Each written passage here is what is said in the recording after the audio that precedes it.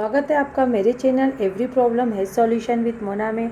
और आज मैं आपके लिए लेकर आ गई हूँ कक्षा 3 का आवधिक आकलन, जो प्रथम आवधिक आकलन है, 10वां सप्ताह, विषय हिंदी। देखिए इस तरीके से ये अभ्यास पुस्तिका दी हुई है साथियों, जिसे मैं हमें बच्चों से कराना है।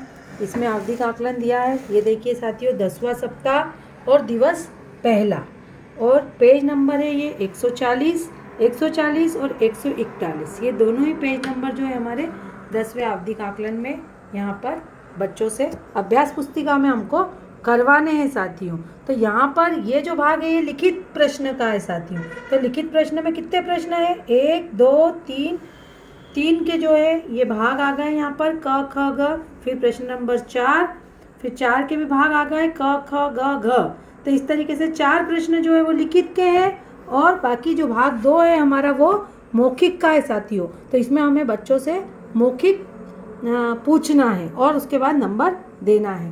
अब हम देख लेते हैं साथियों, ट्रेकर जो है ये हमारी शिक्षक संदर्शिका है। शिक्षक संदर्शिका में सबसे पीछे साथियों पेज नंबर 205 पर हमको हिंदी का ट्रेकर दिया हुआ है। इसमें यहाँ पर बच्चों के हमको नाम लिखना है, पिता के नाम लिखना है उनके, और फिर यहाँ पर देखिए लेखन कौशल।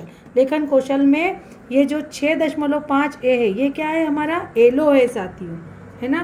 तो ये एलो हमारे यहाँ पर दिए हुए हैं। तो 3 जो है एलो, जो कि हमारे 6.6, 6.8, ये जो एलो है ये लिखित के हैं। बाकी हमारे 6.1, 6.3, 6.4, 6.6 और 6.7 जो एलो है वो हमारे किसके हैं? मौखिक के हैं। अब इनको भरना कैसे है साथियों, देख लेते हैं हम। एक भरा हुआ जो आवधिक आकलन हमारा है, देखिए साथियों, ये मेरा भरा हुआ आवधिक आकलन है। ये आवधिक आकलन में बच्चों के नाम, पिता के नाम आ गए। अब ये देखिए पहला जो हमारा प्रश्न है, कहानी से अपरिचित शब्दों के अर्थ समझाते हैं, ये हमारा एलो है, और प्रश्न क्रमांक 1 है ये।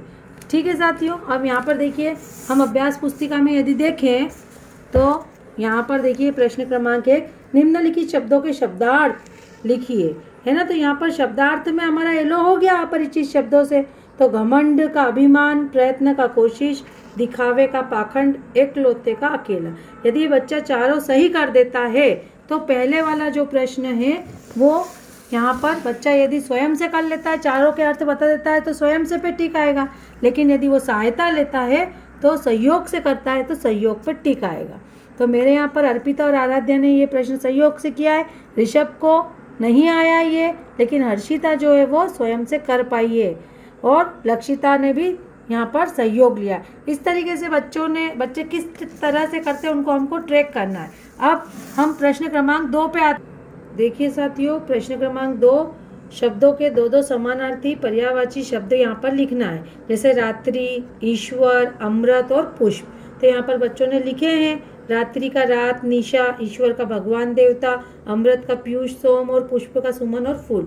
इसके बाद यहाँ पर प्रश्न क्रमांक 3 भी व्याकरण से संबंधित है साथियों। निम्नलिखित शब्दों को विलोम शब्द लिखिए, जैसे सरल, धूप, सफल और कड़वा। तो यहाँ पर और प्रश्न क्रमांक जो 3 है उसमें जो ख प्रश्न है उसमें क्या लिखना है? वाक्य का प्रयोग लिखना है। वाक्य में प्रयोग में उत्तर और जल, ये पोस्टक में 2 शब्द दिए, तो इन्हीं के वाक्य में प्रयोग लिखना है। जैसे बच्चों ने लिखा उत्तर एक दिशा है, जल ही जीवन है। तो इस तरीके से यहाँ पर ये 3 प्रश्न जो है ये हमारे व्याकरण को यहाँ पर इंगित कर रहे हैं। अब हम यदि ट्रेकर में यदि देखेंगे इन तीनों प्रश्न, देखिए साथियों, यहाँ पर ये जो दूसरा कॉलम है मेरा, प्रश्न क्रमांक 2 और 3 के क ख और ग 3 भाग थे, जो अभी मैंने आपको बताया अभ्यास पुस्तिका में। ये दोनों ही प्रश्न जो है ये हमारे 6.6 एलो को इंगित कर रहे हैं। यहाँ पर व्याकरण की विशेषताओं को पहचानते हैं। तो इसमें इस तरीके से मैंने यहाँ पर तीनों क्वेश्चनों को चेक कर लिया है, दोनों क्वेश्चन प्रश्न 2 और 3।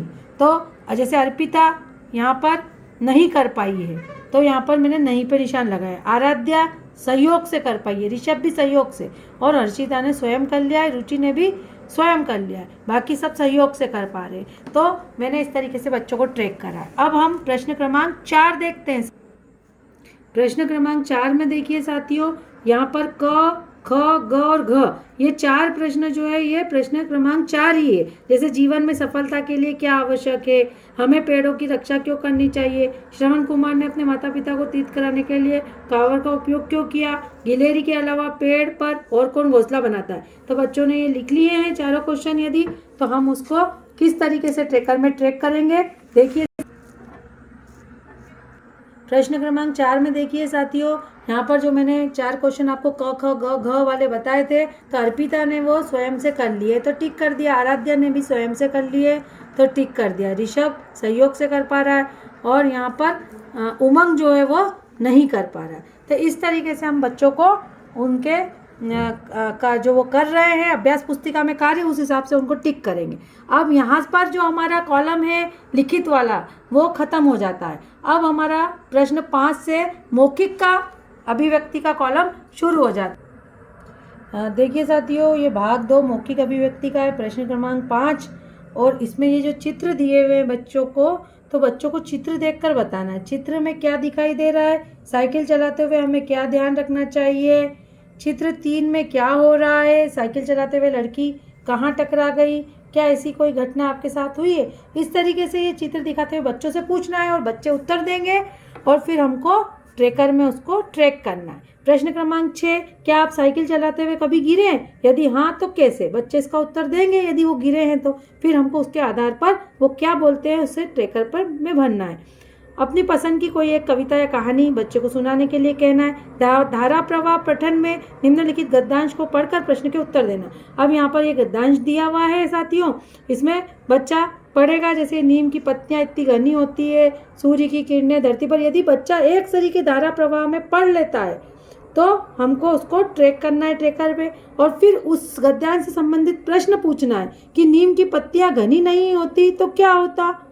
सही उत्तर देगा बच्चा या गलत उत्तर देगा, उस आधार पर उसको ट्रेकर पर ट्रैक करना है। बच्चों को नीम के नीचे खेलना पसंद क्यों है ना। इस तरीके से प्रश्न हम शिक्षक को बच्चों से पूछना है। और अब ये देखिए साथियों, प्रश्न क्रमांक 5 जो कि हमारा मौखिक अभिव्यक्ति में आ गया है। तो यहाँ पर बच्चे जो चित्र देखकर प्रश्न बता देते हैं तो सहयोग से बता पाते तो सहयोग पे टिक लगा। यदि उन्होंने चित्र देखकर स्वयं बता दिया है तो यहाँ पर स्वयं पे टिक लग गया। तो इस तरीके से बच्चा किस तरीके से बता रहा है आप उसको देख करके यहाँ पर ट्रेकर में ट्रैक कर लीजिए। यदि वो नहीं बता पा रहा है तो नहीं पे ट्रैक कर लीजिए। यहाँ पर प्रश्न क्रमांक 6 देखिए मैंने डाल दिया है। तो यहाँ पर परिचित सामग्री में अपने अनुभव जोड़ पाते है ना। तो यहाँ पर कौन सा प्रश्न था साथियों, साइकिल चलाते हुए वाला प्रश्न था। तो साइकिल चलाते हुए यदि आप गिरे हैं तो कैसे गिरे, टीचर पूछेगा बच्चे से, बच्चा यदि बता देगा तो स्वयं से बता ही पा रहा है वो तो उस पर टिक लग गया। सारे बच्चे कभी ना कभी तो साइकिल चलाते हुए गिरते ही है, तो वो इस तरीके से यहाँ पर ट्रैक हो गया। प्रश्न क्रमांक 7वां साथियों, अपनी मनपसंद की कोई कविता या कहानी बच्चे को सुनानी थी। तो यहाँ पर बच्चों ने सुना दी है, बच्चे कहानी कविता अच्छे से बोल पा रहे हैं तो मैंने स्वयं पे टिक लगा दिया। किसी को सहायता की जरूरत थी, नंदनी, अथर्व और उमंग को, तो मैंने यहाँ पर सहायता पे टिक लगाया। प्रश्न क्रमांक 8 साथियों क्या था, धारा प्रवाह के साथ गद्यांश को पढ़ना था। तो उसमें कुछ बच्चे जो है मेरे स्वयं से पढ़ पा रहे हैं, किसी किसी को सहयोग की आवश्यकता पड़ी है जैसे ऋषभ को, लतिका को। बाकी जो बच्चे मेरे अर्पिता, आराध्या, हर्षिता ये स्वयं से पढ़ पा रही है। एक मेरे क्लास का बच्चा उमंग है जो नहीं पढ़ पाया तो मैंने नहीं पे टिक लगाया।